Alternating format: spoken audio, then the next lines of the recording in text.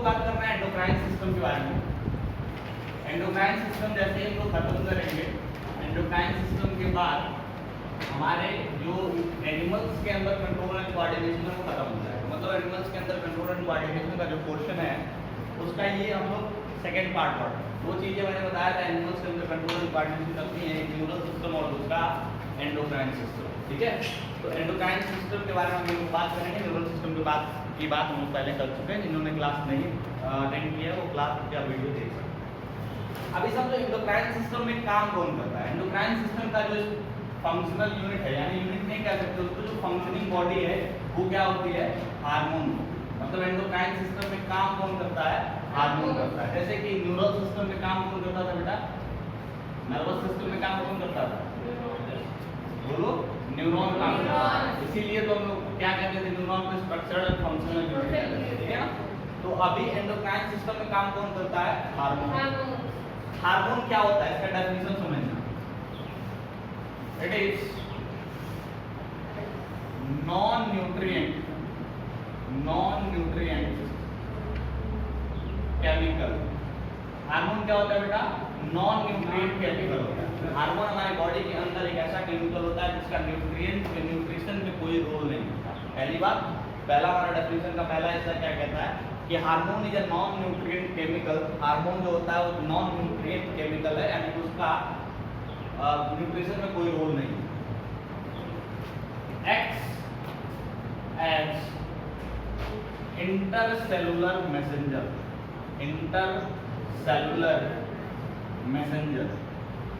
ये एक non nutrient chemical है जो कि इंटरसेलुलर मैसेंजर की तरह वर्क करता है। किसकी तरह वर्क करता है बेटा, इंटरसेलुलर मैसेंजर की तरह वर्क करता है। And produced in trace amount। देखो इसमें जैसे हम लोग कुछ चीजें बायोलॉजी में, कुछ चीजें ऐसी हैं जिनको हम डिफाइन नहीं कर सकते। बहुत सारी चीजें ऐसी हैं जिनको हम डिफाइन नहीं कर सकते, बस उसके डेफिनेशन देने की कोशिश करते हैं, फिर भी बहुत सारी चीजें उसमें छूट जाती हैं। तो हम लोगों ने हार्मोन को भी डिफाइन करने की कोशिश की है। हो सकता है इसके एक दो एस्पेक्ट छूट गए, ठीक है, लेकिन जो मैक्सिमम एस्पेक्ट है वो इसमें कवर होते हैं। सिंपल सा मतलब हार्मोन क्या है, एक केमिकल है जो कि नॉन न्यूट्रिएंट है, यानी कि उसका न्यूट्रिशन में कोई रोल नहीं है, ऐसा केमिकल है। दूसरा, ये इंटरसेलुलर मैसेंजर की तरह काम करता है। कहने का क्या मतलब कि मान लो ये बहुत सारे सेल से मिलकर हमारी बॉडी बनी हुई है, ठीक है बेटा, बहुत सारे सेल से हमारी बॉडी मिलकर बनी हुई है। तो अभी इस सेल को इस सेल के पास मैसेज भेजना है, तो क्या उसके लिए एक न्यूरॉन रखेगा। न्यूरॉन भी तो एक सेल है, तो न्यूरॉन भाई इस सेल से इस सेल के बीच में अगर मैसेज भेजना है तो उसके लिए बहुत बड़ा सा न्यूरॉन रखने की जरूरत पड़ेगी। वो रख पाएगा, वो नहीं रख पाएगा, तो उसके लिए क्या करेगा, किसके मैसेज भेजेगा, हार्मोन के। क्लियर है ना बेटा। तो इंटरसेलुलर मैसेंजर की तरह वर्क करता है। किसकी तरह वर्क करता है, इंटरसेलुलर मैसेंजर की तरह। दूसरा क्या है, प्रोड्यूस्ड इन ट्रेस अमाउंट। बहुत थोड़े अमाउंट में प्रोड्यूस होता है, जब जरूरत होती है तभी प्रोड्यूस होता है, हमेशा प्रोड्यूस नहीं होता रहता, क्योंकि हार्मोन को थोड़ा सा अप एंड डाउन होने में, अभी तुमको दिखाऊंगा जब पूरा का पूरा ग्लैंड पढ़ाऊंगा तो हमें बताऊंगा कि हार्मोन थोड़ा सा भी अप एंड डाउन होता है तो उसका बहुत मेजर इफेक्ट देखने को हमको मिलता है। क्लियर है ना बेटा, कोई दिक्कत तो नहीं है। तो ये बात समझ में आए हार्मोन क्या होता है, इसको लिखना हो तो लिख लो, तो फिर आगे बढ़ो, ठीक है। चलो अभी हम लोग को पढ़ना है एंडोक्राइन सिस्टम में हार्मोन जो था वो फंक्शनल, उसका बॉडी था, मतलब फंक्शन करने वाला जो पार्ट था वो हार्मोन था। अब ये हार्मोन प्रोड्यूस कहाँ होता है बेटा, हार्मोन जो प्रोड्यूस होता है वो एंडोक्राइन ग्लैंड से प्रोड्यूस होता है। किससे प्रोड्यूस होता है, एंडोक्राइन से। तो hormone is produced by endocrine gland. किससे प्रोड्यूस होता है बेटा, एंडोक्राइन ग्लैंड से। याद करो एक्सोक्राइन ग्लैंड क्या प्रोड्यूस करता था, एंजाइम प्रोड्यूस करता था, और एंडोक्राइन ग्लैंड क्या प्रोड्यूस करता था, इसको कभी कभी हम लोग डक्टिलस ग्लैंड कहते हैं। क्या कहते हैं बेटा, क्यों कहते हैं डक्टिलस ग्लैंड, इसमें टच नहीं होता है। क्लियर, चलो अभी समझते हैं यहाँ पे ध्यान से। एंडोक्राइन सिस्टम के अंदर, एंडोक्राइन सिस्टम के अंदर जिन जिन ग्लैंड्स के बारे में हमको ह्यूमन में ग्लैंड के बारे में पढ़ना है, उन ग्लैंड की एक लिस्ट बनाते हैं। सबसे टॉप पे एक ग्लैंड होता है जिसको हम कहते हैं पीनियल ग्लैंड। क्या कहते हैं बेटा, पीनियल ग्लैंड। पीनियल ग्लैंड हमारी बॉडी का टॉप मोस्ट ग्लैंड है, सबसे टॉप पे पाया जाने वाला ग्लैंड है। और टॉप पे कहाँ पे पाया जाता है, ये हमारे ब्रेन के डॉर्सल सरफेस पे। कहाँ पे बेटा, डॉर्सल सरफेस। ब्रेन की डॉर्सल सरफेस, डॉर्सल सरफेस का मतलब क्या है? याद करो, कल बताया था डॉर्सल एंड वेंट्रल, बताया था बोलो। तो डॉर्सल का मतलब क्या होता है? अपर।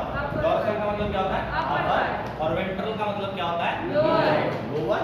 तो अपर सरफेस, मान लो ये हमारा ब्रेन था, इस ब्रेन के सबसे अपर, फोरब्रेन के अपर सरफेस पे एक ग्लैंड पाया जाता है, जिस ग्लैंड को क्या कहते हैं? Pineal gland. उसके बाद जो उससे थोड़ा लोअर पोजीशन में प्रेजेंट होता है उसको हम कहते हैं हाइपोथैलेमस। क्या कहते हैं बेटा? हाइपोथैलेमस। हाइपोथैलेमस के से थोड़ा और लोअर पोजीशन क्या होगा? तुम्हें मिलेगा पिट्यूटरी। क्या मिलेगा? पिट्यूटरी। ठीक है बेटा। उससे नीचे आओगे तो तुमको तुम्हारे नेक रीजन में मिलेगा थायराइड ग्लैंड। मिलेगा बेटा थायराइड ग्लैंड। उस थायराइड ग्लैंड के बीच में ही तुमको मिलेगा पैराथायराइड ग्लैंड। क्या मिलेगा बेटा? पैराथायराइड ग्लैंड मिलेगा। ठीक है, पैराथायराइड ग्लैंड। और नीचे आओगे तो तुम्हारे चेस्ट रीजन में मिलेगा थाइमस। क्या मिलेगा बेटा? Thymus gland. उसके बाद और नीचे आओगे तो स्टमक के नीचे तुमको मिलेगा पैनक्रियाज। क्या मिलेगा बेटा? पैनक्रियाज। ठीक है, पैनक्रियाज मिलेगा। और नीचे आओगे तो तुम्हें क्या मिलेगा? Adrenal gland. क्या मिलेगा बेटा? Adrenal gland. देखो ध्यान से, एड्रिनल ग्लैंड में नाम में सब कुछ पता है। एड का मतलब एबव, रीनल का मतलब किडनी, किडनी के ऊपर वाले ग्लैंड को क्या कहते हैं? Adrenal gland. ठीक है ना बेटा। फिर उसके नीचे जब आओगे तुम तो तुम्हें मिलेगा मेल में, मेल के केस में मिलेगा टेस्टिस और फीमेल के केस में मिलेगा ओवरीज। क्या मिलेगा बेटा? ओवरीज। क्लियर? कोई दिक्कत तो नहीं है। तो ये सारे ग्लैंड के बारे में हमको पढ़ना है। लिस्ट तुम्हारे सामने प्रेजेंट है, कौन कौन से ग्लैंड के बारे में पढ़ना है। ह्यूमन के एंडोक्राइन सिस्टम की बात यहाँ पे हम लोग कर रहे थे। ये लिस्ट तुम अपने कॉपी में प्रिपेयर कर सकते हो फटाफट। पोजीशन तुम्हें मैं एक एक करके जब पढ़ाते जाऊंगा तो पोजीशन बताते जाऊंगा, तुम्हारे माइंड में फिट होता जाएगा, कोई दिक्कत नहीं। ठीक है,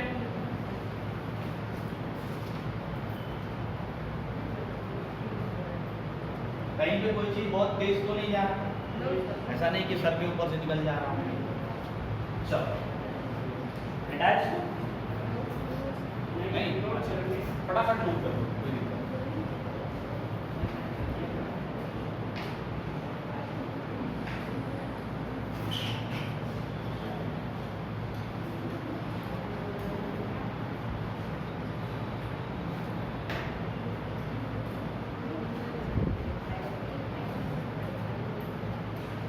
लाइव प्रोसेस में कहाँ तक पढ़ाएगा तो तुम लोग?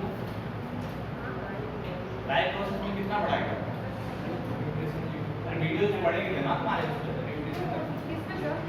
यूट्यूब पे वीडियो मिले थे ना तुम्हें, मैंने पढ़ाया था। कितना पढ़ाया था? न्यूट्रिशन पढ़ा दिया था। उसके आगे ना पढ़ाऊंगा, ठीक है।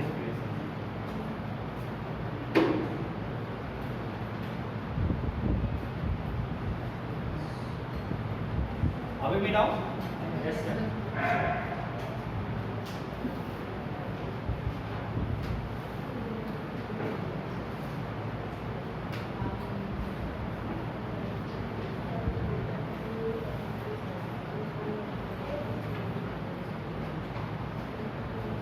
तो सबसे पहला ग्लैंड हमको यहाँ पे पढ़ना है पीनियल ग्लैंड। क्या पढ़ना बेटा? Pineal gland. बहुत सारी चीजें इसके बारे में तुम्हें बताऊंगा नहीं क्योंकि तुम्हारे सिलेबस में नहीं है। कुछ ही ग्लैंड्स तुम्हारे सिलेबस में है, लेकिन मैंने ये सोचा कि भाई जितने भी ग्लैंड्स हैं तुम्हारे एटलीस्ट ह्यूमन की बॉडी में, वो सारे ग्लैंड हम लोग पढ़ लिया तो ज़्यादा बेहतर रहेगा। तो एग्जाम में कोई भी क्वेश्चन पूछ लिया जाएगा। देखो पीनियल ग्लैंड जो होता है, ये pineal gland dorsal surface of forebrain पे प्रेजेंट होता है। कहाँ पे प्रेजेंट होता है बेटा? Dorsal surface of forebrain. Forebrain के डॉर्सल सरफेस पे प्रेजेंट होता है। पहली बात इसमें क्या हो गया? लोकेशन। इसकी बात हो गई बेटा लोकेशन। क्लियर? कोई दिक्कत तो नहीं है।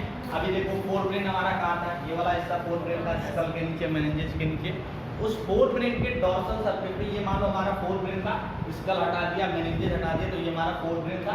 इस फोरब्रेन की ये टॉप वाला जो सरफेस है, इस सरफेस पे क्या प्रेजेंट था? पीनियल। पीनियल ग्लैंड एक मटर के दाने जितना छोटा होता है, ठीक है? जो मटर का दाना देखा है उतना ही छोटा एक ग्लैंड होता है। क्लियर है ना? तो पीनियल ग्लैंड बहुत छोटा सा ग्लैंड होता है। इसका काम क्या होता है समझना। इसको हम कहते हैं इसको हम कहते हैं the time keeper of body. इसको क्या कहते हैं बेटा? Time keeper of body. क्योंकि ये जो पीनियल ग्लैंड है, ये पीनियल ग्लैंड हमारी बॉडी की टाइमिंग को मैनेज करता है। इसको मैनेज करता है बेटा टाइमिंग। जैसे कभी कभी क्या होता है, समझो यहाँ पे ध्यान से, होता क्या है कि हम लोग को आदत है अगर दोपहर में 12 बजे लंच करनी, ठीक है बेटा, डेली डेली दोपहर में 12 बजे लंच करते जा रहे हो। कभी कभी ऐसा होता है कि चलो 12 बजे नहीं मिल पाता, लेकिन तुम्हें जब 12 बजे तुम्हें नहीं मिल रहा है, तुम्हें पता है कि नहीं मिलेगा, लेकिन एक बार को उस दैट पर्टिकुलर टाइम पे तुम्हें भूख फील होगी। बात समझ में आ गई? कभी कभी क्या है, मान लो 5 बजे, ऐसा तो होगा नहीं किसी के साथ, लेकिन मैं एक हाइपोथेटिकल स्टूडेंट की बात करता हूँ कि अगर हो सकता है उसकी आदत हो 5 बजे उठ के पढ़ने, लोगों में किसी का नहीं होगा, 5 बजे उठ के पढ़ने की आदत है, तो कभी कभी क्या है कि मान लो उसने रात में ये सोच के सोया कि चलो कल संडे है, कल हम 8 बजे उठेंगे, लेकिन फिर भी क्या होता है कि वो 5 बजे एक बार तो उसकी नींद खुल जाती है, फिर वो चाहे तो दोबारा सो सकता है, लेकिन 5 बजे एक बार तो उसकी नींद क्या होगी? खुल जाएगी। मतलब क्या है कि हमारे बॉडी के अंदर जो टाइमिंग की हैबिट है, उस टाइमिंग की हैबिट को कौन कंट्रोल करता है बेटा? Pineal gland. मतलब हमारी बॉडी को हर एक वर्क का जो अगर हैबिचुअल वर्क है और उसकी टाइमिंग फिक्स है, तो टाइमिंग कौन याद दिलाते रहता है? पीनियल। ठीक है। इसके हार्मोन का क्या नाम है? इसके हार्मोन का नाम है मेलाटोनिन। क्या नाम है बेटा? मेलाटोनिन। मेलाटोनिन इसके हार्मोन का नाम है। मेलाटोनिन जो होता है ये बॉडी की टाइमिंग को ध्यान रखता है, पहली बात, ठीक है। दूसरा, ये बॉडी का पिगमेंटेशन ध्यान देता है, मतलब बॉडी का पिगमेंटेशन, बॉडी के स्किन का कलर भी ध्यान देता है मेलाटोनिन, ठीक है ना। जिसको हम बाद में चल के उसी का डेरिवेटिव पढ़ते हैं मेलानिन। क्या पढ़ते हैं बेटा? मेलानिन, ठीक है। तो ये मेलाटोनिन पिगमेंटेशन को भी ध्यान रखता है। मेलाटोनिन जो होता है ये फीमेल्स के अंदर मेंस्ट्रुअल साइकिल को भी टाइम ध्यान रखता है, ठीक है। मेंस्ट्रुअल साइकिल का भी टाइम ध्यान रखता है। तो जितनी बातें यहाँ पे हम लोग ने देखी, एक बॉडी के जो हैबिट्स हैं उस हैबिट्स की टाइमिंग, उसके बाद बॉडी के पिगमेंटेशन, मेंस्ट्रुअल साइकिल का जो टाइमिंग है उसका ध्यान रखता है। तो इस तीनों चीजों पे क्वेश्चन पहले आए, ठीक है, इसलिए मैंने इन तीनों चीजों को यहाँ पे लिखा है। क्लियर? कोई दिक्कत तो नहीं? बात समझ में आ गई? क्या है पीनियल ग्लैंड, कहाँ पे है पीनियल ग्लैंड, क्या सीक्रेट करता है, क्या उसका रोल, क्लियर है ना? कोई दिक्कत तो नहीं है? चलो, इसके बाद दूसरा ग्लैंड हमारा, ये पहला ग्लैंड था, दूसरा ग्लैंड इंपॉर्टेंट है जिसको हम कहते हैं हाइपोथैलेमस। क्या कहते हैं बेटा? हाइपोथैलेमस। क्या है? हाइपोथैलेमस। चलो मुझे एक बात बताना, हाइपोथैलेमस को मैंने एक और नाम दिया था, मास्टर ऑफ मास्टर ग्लैंड। एक चीज समझना, जैसे समझो यहाँ पे मैं क्या क्यों इसको मास्टर ऑफ मास्टर ग्लैंड कहता हूँ। बॉडी के जितने भी ग्लैंड तुमने पिट्यूटरी के बाद पढ़े, पिट्यूटरी के बाद बॉडी के जितने भी ग्लैंड पढ़े, चाहे तुमने वहां से थायराइड से लेके और टेस्टिस और ओवरी तक पढ़े, वो सारे के सारे ग्लैंड को डायरेक्शन, यानी कब हार्मोन प्रोड्यूस करना है और कब नहीं प्रोड्यूस करना है, ये डायरेक्शन देता है कौन? पिट्यूटरी। कौन देता है बेटा? पिट्यूटरी। और पिट्यूटरी को डायरेक्शन कौन देता है? हाइपोथैलेमस। बात समझ में आ गई? जैसे समझो क्या है, मैंने ये कहा कि मान लो कि तुम लोग सारे इस क्लास के बच्चे जो हो, वो सारे इस क्लास के बच्चे एक एक ग्लैंड, ठीक है। तो मान लो मैं तुम्हारा क्लास टीचर हूँ, तो मैं क्या हो गया? पिट्यूटरी, और मेरे ऊपर जो मैनेजमेंट है वो क्या हो गया? हाइपोथैलेमस। अब जैसे मुझे करना क्या था, सुनो ध्यान से, पूरी बात ऐसे ही सुनना है। हाइपोथैलेमस ने कहा कि आप बच्चों को क्लास से निकाल दीजिए, ठीक है, बच्चों को क्लास से निकाल दीजिए। या हाइपोथैलेमस ने कहा कि आप अपने क्लास से गर्ल्स को बाहर निकाल दीजिए, ठीक है। मैं आया क्लास में, मैंने कहा गर्ल्स सारे बाहर निकल जाओ, तो सारे गर्ल्स यहाँ से निकल जाएंगे बाहर, ठीक है। मतलब निकालने का मतलब क्या है कि अगर हाइपोथैलेमस ने कहा कि अगर मान लो हमारी बॉडी में थायराइड ग्लैंड से थायरोक्सिन रिलीज कराना है, ध्यान से समझना, क्योंकि थोड़ा सा चीजें यहाँ पे बहुत कंफ्यूजन हो जाती है। मान लो हमारी बॉडी को थायरोक्सिन की जरूरत है, ठीक है, तो थायरोक्सिन रिलीज कौन करेगा? थायराइड ग्लैंड, ठीक है। थायरोक्सिन रिलीज कौन करेगा? Thyroid gland. लेकिन हमारी बॉडी में थायरोक्सिन की जरूरत है, ये जरूरत का जो इंफॉर्मेशन होगा सबसे पहले कहाँ जाएगा बेटा? ब्रेन को। ब्रेन जो है वो इंफॉर्मेशन किसको देगा? हाइपोथैलेमस। किसको देगा बेटा? हाइपोथैलेमस को। तो हाइपोथैलेमस क्या करेगा? एक इंफॉर्मेशन, एक मैसेंजर भेजेगा पिट्यूटरी के पास। वो मैसेंजर क्या होगा? Releasing hormone. उस मैसेंजर को क्या कहेंगे बेटा? Releasing hormone. तो रिलीजिंग हार्मोन नाम का एक हार्मोन है, ध्यान से समझना, रिलीजिंग हार्मोन खुद एक हार्मोन है। तो हार्मोन जो हाइपोथैलेमस है वो क्या सिक्रीट करेगा, रिलीजिंग हार्मोन। वो रिलीजिंग हार्मोन कहाँ पहुंचेगा, पिट्यूटरी के पास। तो पिट्यूटरी जैसे ही वो रिलीजिंग हार्मोन को जब वो पिट्यूटरी को जब रिलीजिंग हार्मोन मिलेगा तो पिट्यूटरी को ये पता चल जाएगा कि मुझे किसी ना किसी ग्लैंड से क्या करना है, कोई चीज सिक्रीट कराना है, रिलीज कराना है। क्लियर है, कोई दिक्कत तो नहीं है। तो फिर उस रिलीजिंग हार्मोन में इंफॉर्मेशन रहेगा कि आपको थायराइड रिलीज कराना है। तो फिर पिट्यूटरी क्या करेगा, थायराइड को इंफॉर्मेशन देगा कि आप थायरॉक्सिन रिलीज करो। क्लियर। मान लो थायरॉक्सिन हमको 5 ml चाहिए था, रिलीज हो चुका 5 ml थायरॉक्सिन, ठीक है। बॉडी का जो रिक्वायरमेंट था थायरॉक्सिन का वो कंप्लीट हो चुका। तो फिर एक मैसेज जाएगा हमारे ब्रेन को कि भाई हमारे लिए जो थायरॉक्सिन की जरूरत थी वो हमारी क्या हो चुकी है, पूरी हो चुकी है। तो ब्रेन क्या करेगा, हाइपोथैलेमस से क्या आएगा कि भाई जो थायराइड से आप थायरॉक्सिन रिलीज करा रहे हो उसको क्या कर दो, बंद कर दो। तो जो हमारा हाइपोथैलेमस है वो पिट्यूटरी को क्या मैसेज भेजेगा कि आपको बंद करना है। किसके थ्रू, बोलो किसके थ्रू, वो एक मैसेंजर के थ्रू भेजेगा, ठीक है। इनहाइबिटिंग हार्मोन, क्या कहते हैं बताओ उसको, इनहाइबिटिंग। इनहाइबिशन का मतलब बंद करना। पहले रिलीजिंग भेजा था तो पिट्यूटरी ने रिलीज कराया, अब इनहाइबिटिंग भेजेगा तो पिट्यूटरी ने क्या करेगा, पिट्यूटरी क्या करेगा, उसको स्टॉप करा देगा, बंद करा देगा। क्लियर है। तो देखो रिलीज करना और सिक्रीट स्टॉप करना, इसको इसका इंफॉर्मेशन पिट्यूटरी को कौन देता है, हाइपोथैलेमस। और पिट्यूटरी फिर उस कंसर्न ग्लैंड को क्या करता है, इंफॉर्मेशन देता है कि आप हार्मोन रिलीज करिए या ना करिए। तो ध्यान से समझो, हाइपोथैलेमस डायरेक्टली किसको कंट्रोल करता है, पिट्यूटरी को, और पिट्यूटरी डायरेक्टली किसको कंट्रोल करता है, बॉडी के और सारे ग्लैंड को। तो इसलिए बॉडी के और सारे ग्लैंड को कंट्रोल करने वाले पिट्यूटरी को हम क्या कहते हैं, मास्टर ग्लैंड, और उसको कंट्रोल करने वाले हाइपोथैलेमस को क्या कहते हैं, मास्टर हार्मोन। क्लियर है, कोई दिक्कत तो नहीं है, कंफ्यूजन तो नहीं है। ध्यान से हाइपोथैलेमस कौन कौन सा हार्मोन सिक्रीट करता है भाई, एक रिलीजिंग हार्मोन, कौन सा हार्मोन, रिलीजिंग हार्मोन, खुद ही एक हार्मोन है बेटा। एक रिलीजिंग हार्मोन सिक्रीट करेगा और एक क्या सिक्रीट करेगा, इनहाइबिटिंग हार्मोन। इनहाइबिटिंग हार्मोन, तो दो तरह का हार्मोन सिक्रीट करता है, रिलीजिंग हार्मोन और इनहाइबिटिंग हार्मोन। और ये दोनों हार्मोन वर्क किस पे करते हैं बेटा, ये दोनों हार्मोन वर्क करते हैं पिट्यूटरी पे। किस पे वर्क करते हैं, पिट्यूटरी पे। और पिट्यूटरी फिर क्या करता है, किस पे वर्क करता है, कंसर्न ग्लैंड। क्लियर, कोई दिक्कत तो नहीं है। आप सुनो, ये दोनों हार्मोन जब सीक्रेट होते हैं जो पिट्यूटरी पे वर्क करते हैं, तो ये क्या, ये डायरेक्टली तुम्हारे सामने क्या कर रहे हैं, वो पिट्यूटरी से बॉडी के और सारे ग्लैंड्स का सेक्रेशन और उसका इनहाइबिशन कंट्रोल कर रहे हैं। क्लियर तो है, ये बात समझ में आ गई। हाइपोथैलेमस क्या होता था वो समझ में आ गया, बताया था हाइपोथैलेमस कहाँ होता है, कहाँ होता है हाइपोथैलेमस, थैलेमस के नीचे।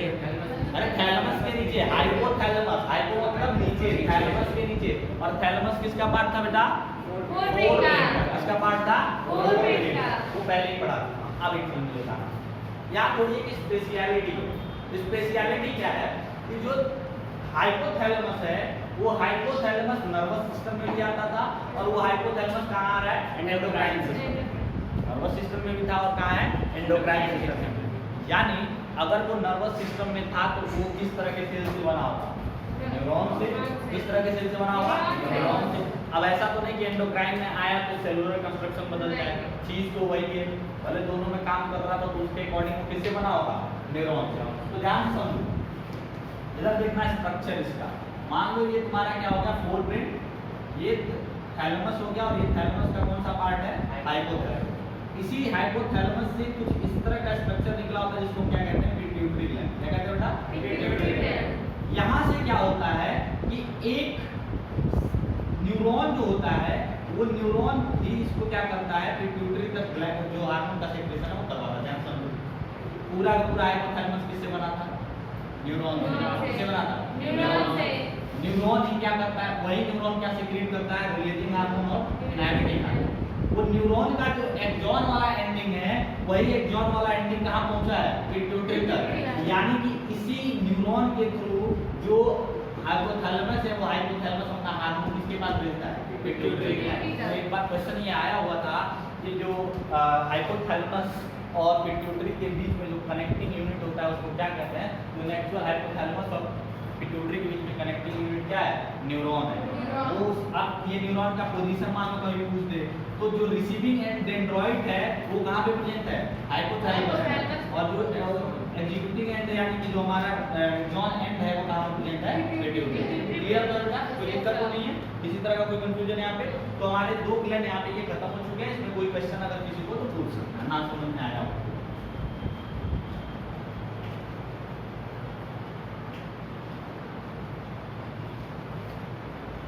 मिटा दे इसको। Yes sir.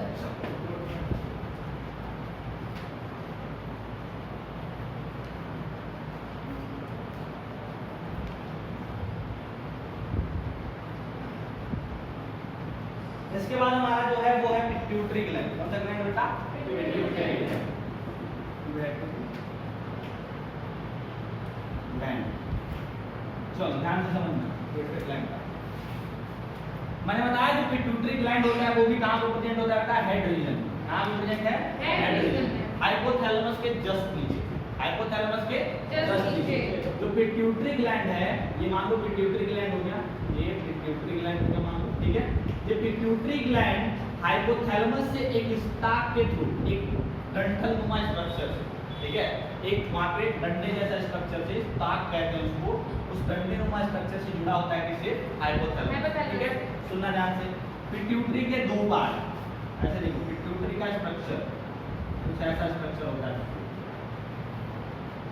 ठीक है। पिट्यूटरी के दो पार्ट, एक जो होता है उसको कहते हैं एंटीरियर पिट्यूटरी। क्या कहते हैं बेटा? Anterior pituitary. और एक को कहते हैं पोस्टेरियर पिट्यूटरी। क्या कहते हैं बेटा? Posterior pituitary. ध्यान से समझना, एंटीरियर पिट्यूटरी और पोस्टेरियर पिट्यूटरी। देखो पिट्यूटरी का जो अपना फंक्शनिंग हार्मोन है भाई, देखो पिट्यूटरी ग्लैंड है वो बॉडी के और सारे ग्लैंड्स को कंट्रोल करने के साथ साथ खुद भी एक हार्मोन रिलीज करता है, जिस हार्मोन से बॉडी के ग्रोथ को कंट्रोल करता है। किसको कंट्रोल करता है बेटा? ग्रोथ। तो जो पिट्यूटरी ग्लैंड है उसका मेन हार्मोन क्या है? Growth hormone. क्या है बेटा? Growth hormone. उसके बाद बहुत सारे ऐसे हार्मोन सीक्रेट करता है जिन हार्मोन के थ्रू बॉडी के और सारे ग्लैंड को कंट्रोल करता है। तो मेन हार्मोन पिट्यूटरी का कौन सा है? Growth hormone. उसके साथ और सारे भी हार्मोन सीक्रेट करेगा, ध्यान से समझना है। हार्मोन का नाम, पहली बात तो पोजीशन तुम्हें पता चल गया, जस्ट बिलो व्हाट? हाइपोथैलेमस, एक स्टाक से जुड़ा होता है। अभी समझो इसका पोजीशन के बाद इसके कौन कौन से हार्मोन है, हार्मोन का नाम समझो। बहुत सारे हार्मोन है, कुछ हार्मोन के नाम मैं यहाँ पे लिख दूंगा, कुछ हार्मोन वही इंपॉर्टेंट है, उसी से क्वेश्चन आता है। पहला क्या है? Growth hormone. क्या बेटा? Growth hormone. दूसरा जो हार्मोन है वो है thyroid stimulating hormone. Thyroid stimulating hormone, इसको कहते हैं TSH। क्या कहते हैं बेटा? TSH। उसके बाद है थायराइड स्टिमुलेटिंग हार्मोन। उसके बाद वेसोप्रेसिन। उसके बाद क्या बेटा? वेसोप्रेसिन।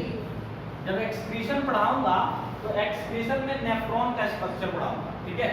अभी तो नहीं पढ़ाया क्योंकि ये चैप्टर तुम्हें लाइव प्रोसेस पढ़ने के बाद पढ़ना चाहिए था, लेकिन कुछ टेक्निकल प्रॉब्लम की वजह से ये हम लोग पहले पढ़ रहे हैं और उसके बाद में पढ़ेंगे। तो एक्सक्रीशन पढ़ाऊंगा तो वहाँ पे तुमको इस हार्मोन का बहुत इंपॉर्टेंट रोल बताऊंगा, ठीक है। वेसोप्रेसिन एक्सक्रीशन में बहुत इंपॉर्टेंट रोल प्ले करता है। अगर वेसोप्रेसिन हार्मोन नहीं होता तो हमारी बॉडी में वाटर का जो कंटेंट है वो कांस्टेंट मेंटेन नहीं रहता। हो सकता है कि कभी हम डिहाइड्रेशन के शिकार हो जाते हैं और कभी कभी हाइपर हाइड्रेशन का शिकार हो जाते हैं। क्लियर है ना बेटा? कोई दिक्कत तो नहीं है, समझ गया।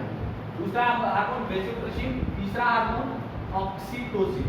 तीसरा हार्मोन ऑक्सीटोसिन, इसको हम कहते हैं बर्थ हार्मोन। क्या कहते हैं बेटा? बर्थ हार्मोन, ठीक है।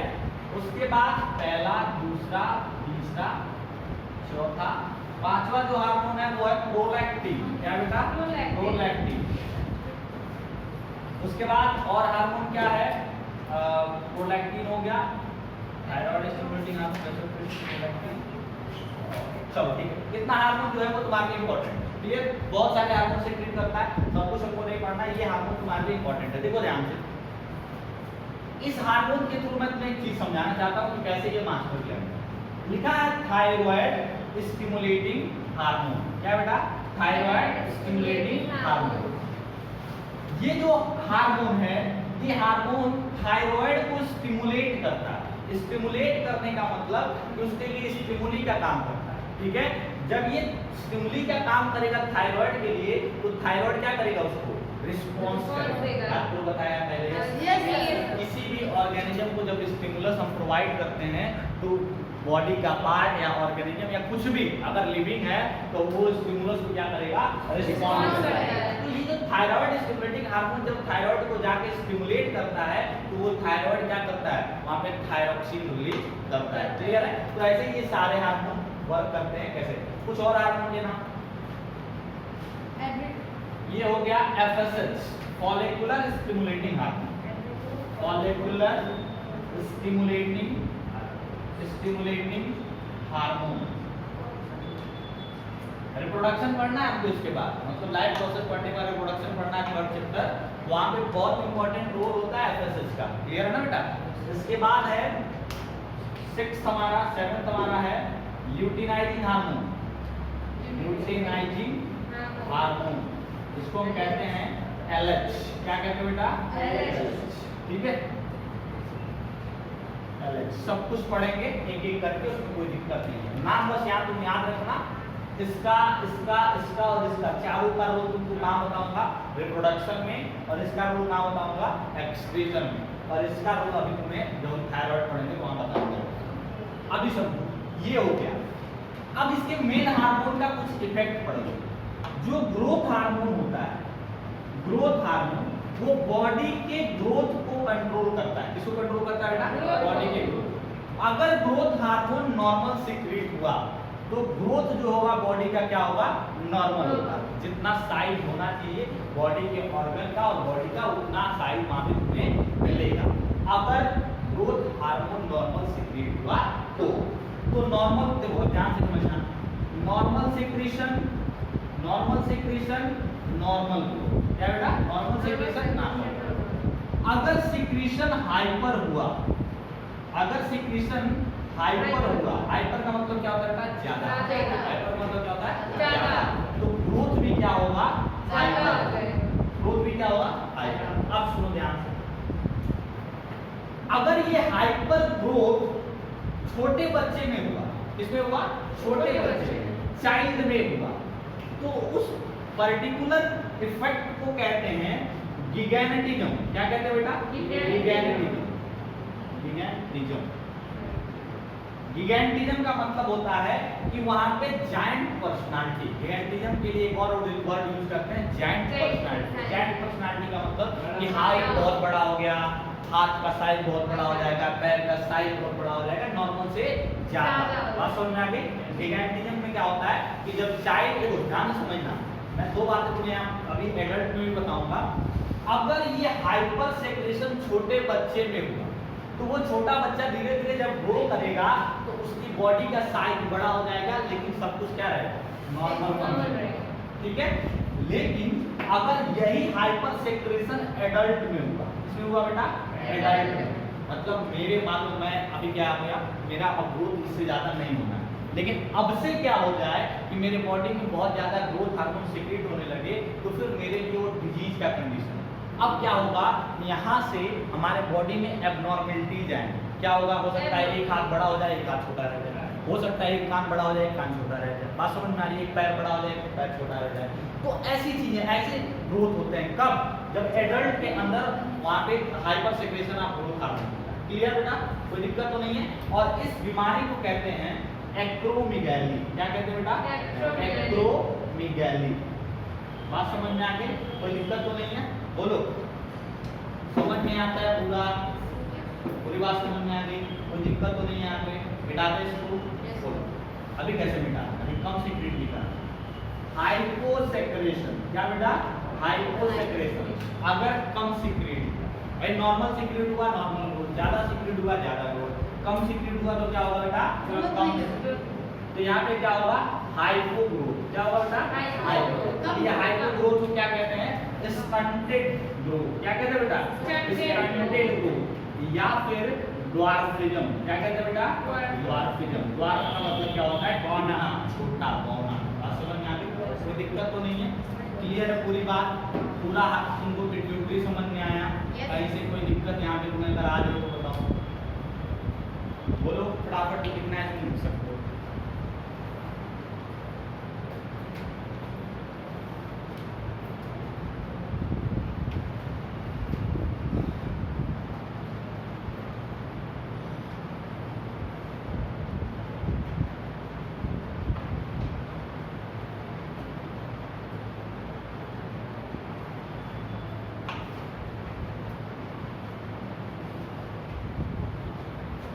याद रखो इन दो हार्मोन को छोड़ के वैसोप्रेसिन और ऑक्सीटोसिन बाकी सारे के सारे हार्मोन कौन सीक्रेट करता है? एंटीरियर बाकी ये दोनों हार्मोन कौन सीक्रेट करता है? पोस्टीरियर। ठीक है, तो चाहो तो लिख सकते हो, नहीं चाहो तो लिख सकते हो। इंफॉर्मेशन यहाँ तुम्हें बहुत मिलेगा, जो इम्पोर्टेंट है वो भी ले सकते हो, सारे इंफॉर्मेशन ले सकते हो, कोई दिक्कत नहीं। मुझे तो नहीं लगता कि कोई चीज़ यहाँ पे डिफिकल्ट होने लगनी चाहिए, ये सब तुम्हारे बारे में। ठीक है,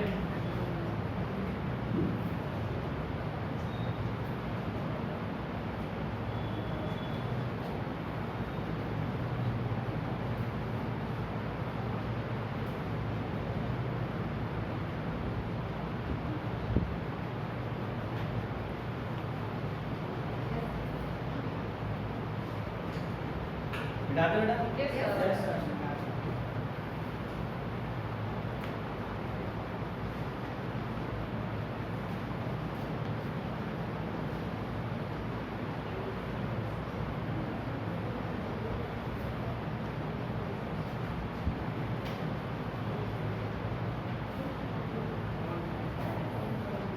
इसके बाद हमारा जो है हाँ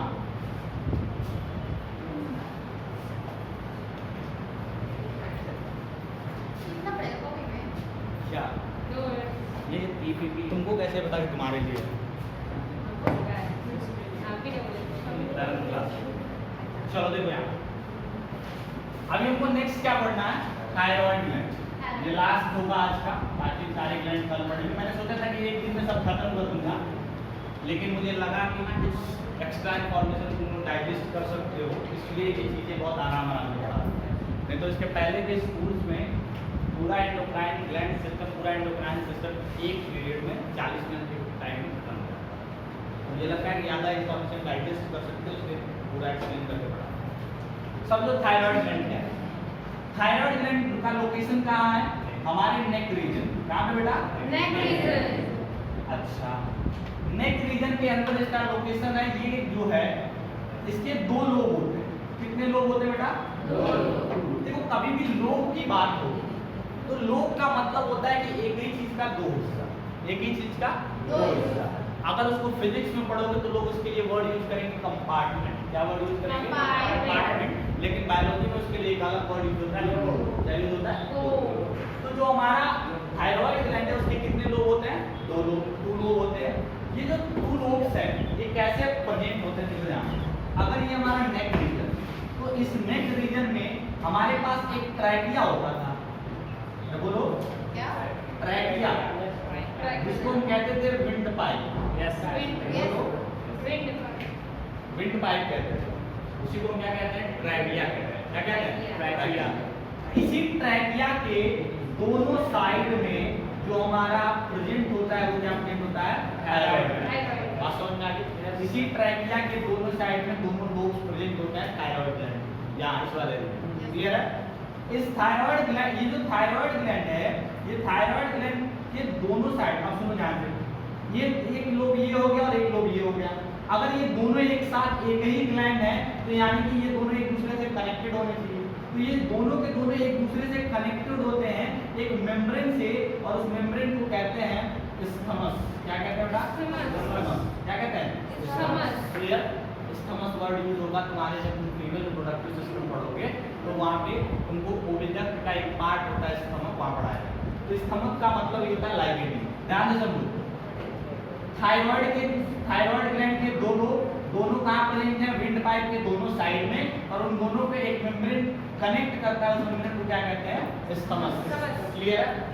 लोकेशन समझ में आया? स्ट्रक्चर समझ में आया? बोलो अब सुनो ध्यान से। ये जो थायराइड ग्लैंड है, ये थायराइड ग्लैंड दो हार्मोन सेक्रेट करता है। एक को कहते हैं टेट्रा आयोडो थायरोनिन। क्या कहते हैं बेटा? Tetraiodothyronine. और एक हार्मोन होता है ट्राई आयोडो थायरोनिन। अब ध्यान से समझना, अभी सब कुछ तुम्हारे सामने आने जा रहा है। इसको कहते हैं T4 और इसको कहते हैं T3। अब सुनो ध्यान से, जब तुम कभी टेस्ट कराने जाओगे, थायराइड टेस्ट कराने जाओगे, तो थायराइड टेस्ट कराने जाओगे तो तुमसे पूछेगा कि T3 करना है या T4 करना है, ठीक है, या फिर दोनों करना है। तो जब रिपोर्ट देखोगे तो वहाँ पे T3, T4 और दोनों लिखा रहता है, क्लियर। तो दो तरह का हार्मोन सीक्रेट करता है, कौन करता है, थायराइड। एक टेट्रा आयोडोथायरोनिन, ऐसा थायरोनिन जिसमें 4 आयोडीन के एटम, टेट्रा का मतलब क्या होता है 4, आयोडो का मतलब आयोडीन, तो ऐसा थायरोनिन जिसके अंदर 4 आयोडीन के एटम हो और ऐसा थायरोनिन जिसके अंदर 3 आयोडीन के एटम, क्लियर। इस वाले T4 वाले को हम कहते हैं थायरॉक्सिन, क्या कहते हैं बेटा, थायरॉक्सिन, क्लियर है, कोई दिक्कत तो नहीं है। अगर कभी तुमसे थायरॉक्सिन का केमिकल नाम पूछ ले तो बता दो, क्लियर, कोई दिक्कत तो नहीं। हार्मोन का नाम तुम्हें पता चल गया तो इनका फंक्शन समझ लो। इनका जो मेन फंक्शन है बॉडी के मेटाबॉलिज्म को कंट्रोल करते हैं, किसको कंट्रोल करते हैं बेटा, मेटाबॉलिज्म। मतलब बॉडी के अंदर जितने भी बायोलॉजिकल फंक्शन चल रहे हैं, चाहे तुम्हारे डाइजेशन चल रहा है, चाहे तुम्हारा रेस्पिरेशन चल रहा है, ठीक है, जितने भी बायोलॉजिकल रिएक्शंस तुम्हारे बॉडी के अंदर चल रहे हैं उन सबको क्या कहते हैं, मेटाबॉलिज्म कहते हैं, कहते तो है ना, ये तो पता है ना। तो बॉडी के जितने भी मेटाबॉलिक रिएक्शन हैं उन सारे मेटाबॉलिक रिएक्शन को कंट्रोल कौन करता है, ये दोनों हार्मोन यानी कि थायराइड ग्लैंड, क्लियर है, कोई दिक्कत तो नहीं है। आप सुनो ध्यान से, अगर मान लो कभी तुमसे क्वेश्चन पूछा जाता है, क्वेश्चन कभी अगर वैल्यू बेस्ड क्वेश्चन पूछा गया तो तुमसे कभी क्वेश्चन ये पूछ लिया जाएगा कि एक कोई मान लो किसी बच्चे का नाम ले लिया, ये बच्चा डॉक्टर के पास गया, उसने कहा कि मेरा जो डाइजेशन है वो प्रॉपर नहीं हो पा रहा, ठीक है, मतलब मुझे मेरे बॉडी में किसी न्यूट्रिएंट की कमी हो गई। अगर डॉक्टर को ये सिम्टम उसको मिला तो सबसे पहले डॉक्टर क्या रिकमेंड करेगा, कौन सा टेस्ट रिकमेंड करेगा।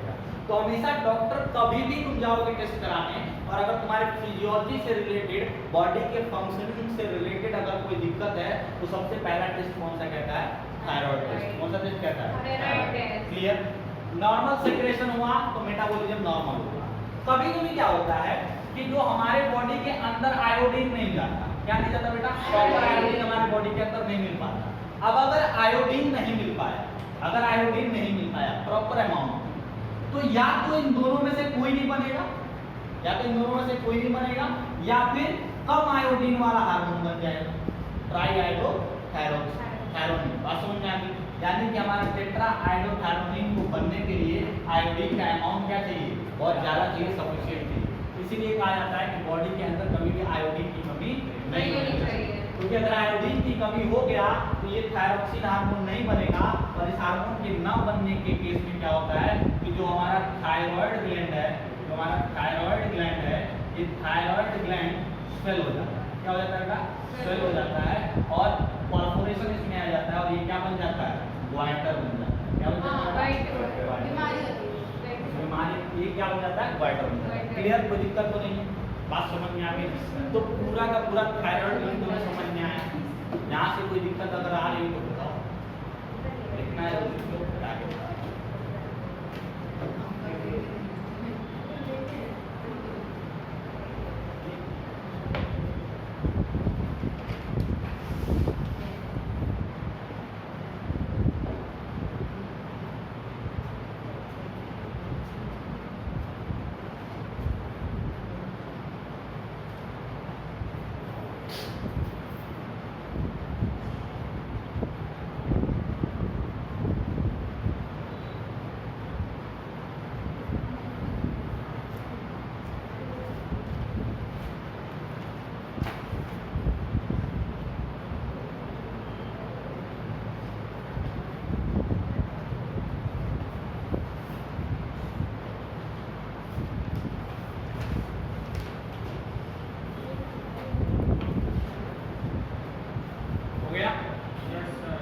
तो अभी के क्लास में हमने कितने ग्लैंड पढ़े टोटल, 4, कौन से, पीनियल, हाइपोथैलेमस,